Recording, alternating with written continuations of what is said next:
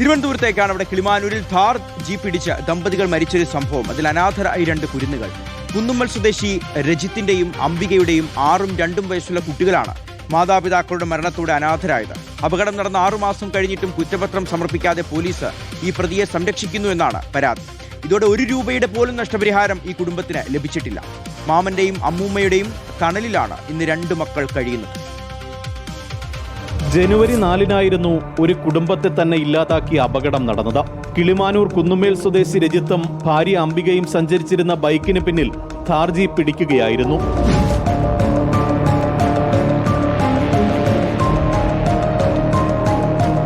ഓടിക്കൂടിയ നാട്ടുകാർക്ക് മുന്നിൽ നിന്ന് കടന്നു കളയാനായി പ്രതി വിഷ്ണു റോഡിൽ തെറിച്ചു വീണ അംബികയുടെ ശരീരത്തിൽ ജീപ്പ് കയറ്റി ഇറക്കി.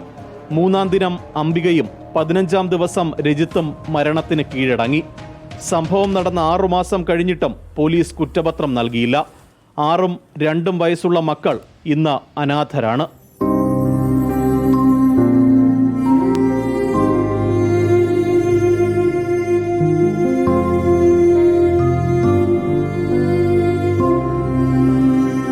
മരിക്കുന്നവരെ മക്കളെ ഞാൻ വേറെ ആക്കും വിട്ടു കൊടുക്കൂല സാറേ. സന്തോഷത്തോടുകൂടി വീട്ടിൽ വരാൻ വന്ന മോളാണ് അവള് ഇടിച്ചിട്ട് വീണ്ടും ഈ വണ്ടി കയറ്റി ഇറക്കിയാലാണ് എൻ്റെ കൊച്ചി ഈ രംഗത്തിലായിപ്പോയത്. ഇടിച്ച് കൊന്നോമാര് സുഖമായിട്ട് ജീവിക്കുന്നു. ഈ കുഞ്ഞുങ്ങളാണ് കഷ്ടപ്പെടുന്നത്.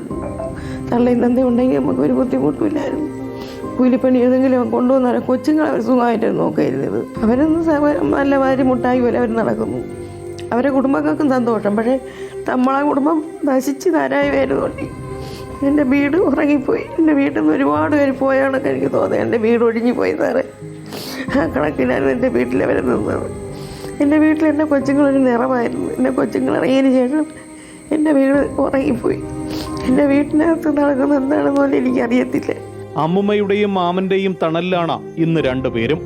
എങ്ങുനിന്നും ഒരു സഹായവും കുടുംബത്തെ തേടിയെത്തിയില്ല. 2 പേരുടെ ജീവനെടുത്ത പ്രതി സമൂഹത്തിൽ വിലസി നടക്കുമ്പോഴാണ് കുരുന്നുകളുടെ ഈ ദയനീയത. MG Pratheesh, reporter, Thiruvananthapuram.